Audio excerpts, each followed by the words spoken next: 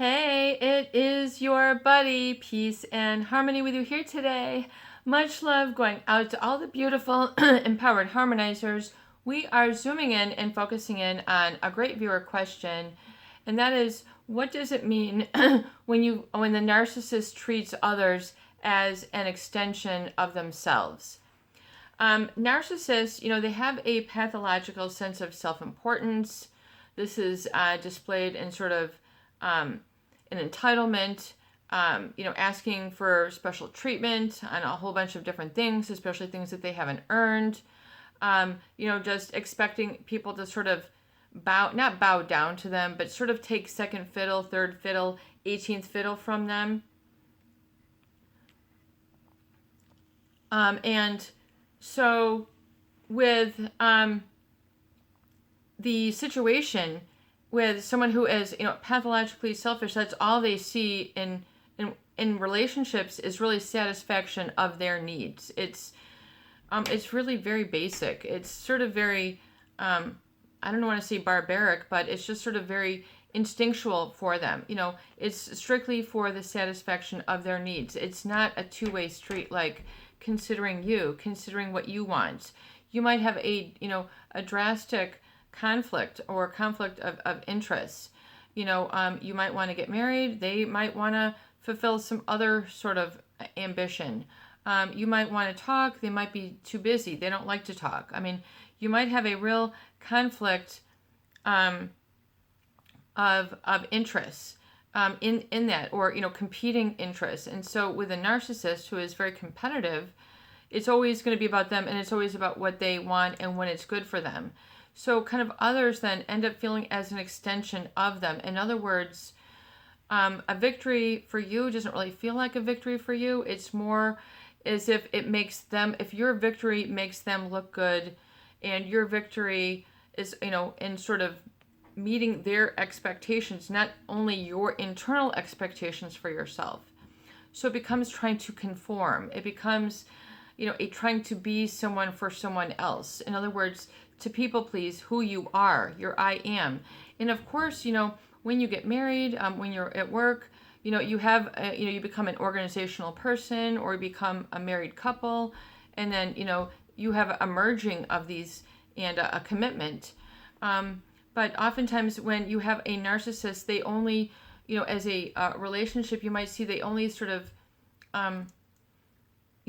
are enthusiastic or perk up when it's something that makes them look good, or is what they would expect of someone in their life. Not who you are, but what they want you to be. It's like a projection of their needs. So you don't feel that you're all there, or that they're all there for you.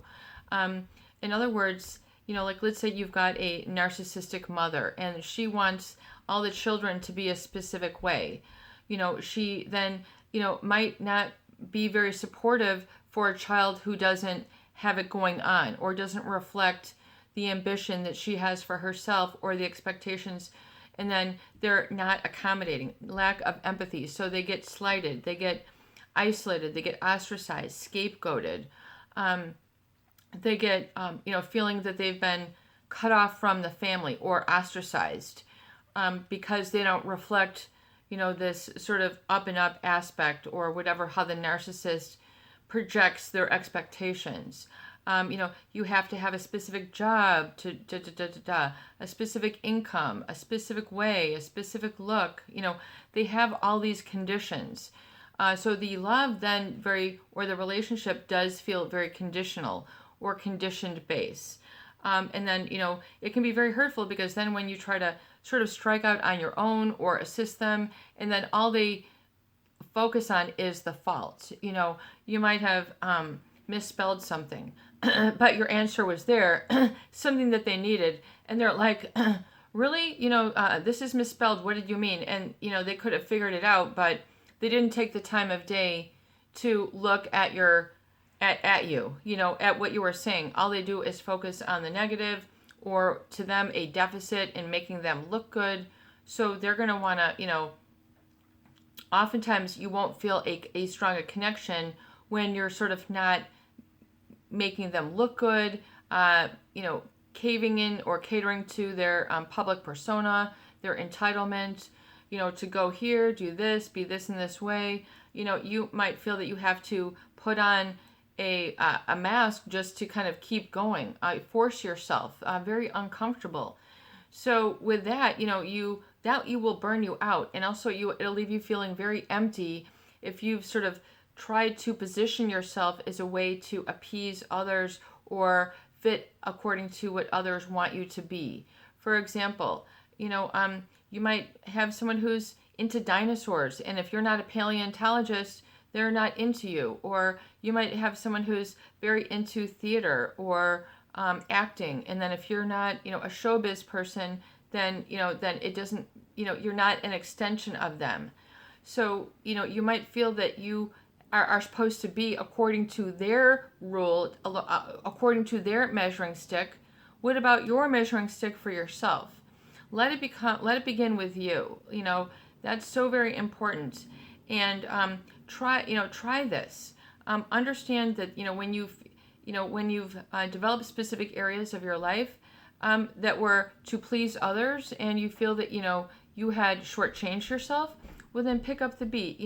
Look at being who you are and being okay with this. Being who you are, not who the narcissist wants you to be. You've always heard the story of the parents who want their kids to be a doctor, and they're not at all medically inclined. And then so it's like you have to be according to how it is written for you. So don't worry about it. Be who you are inside. Don't worry about the judgment cast by a manipulator. It is strictly for their ends. It is not to be supportive, encouraging, or nurturing of you. You need encouragement, support, and validation in relationships. It has to be balanced. The relationships can get very imbalanced with a narcissist, and you will soon feel that you're just an extension of their needs. And for some people, this becomes a real source of discomfort. So if that's the case, be willing to acknowledge and validate how this occurred, the cause has created this effect, and then reigniting, that within, this is my vision, and be able to articulate that, even if it's just something simple, like to have, just to be very neutral and non-judgmental, suspending judgment, because that will burn you out. Little baby steps will be the secret towards really, knowing that you are defining yourself, and your I am is within you, and it's not tampered, it's not tainted, it's not destroyed or diminished by another who seeks to manipulate or overpower you and have only their way. You have a way, and where there is a will, there is a way. So get more in touch with that free will aspect and be strong for yourself. It's your buddy, Peace and Harmony, with you here. I hope that these videos do help. Please share, please subscribe, and please donate for more great tools, videos, discussions, and support. And walk bravely in the vision of your dreams and your desires. Have a beautiful day.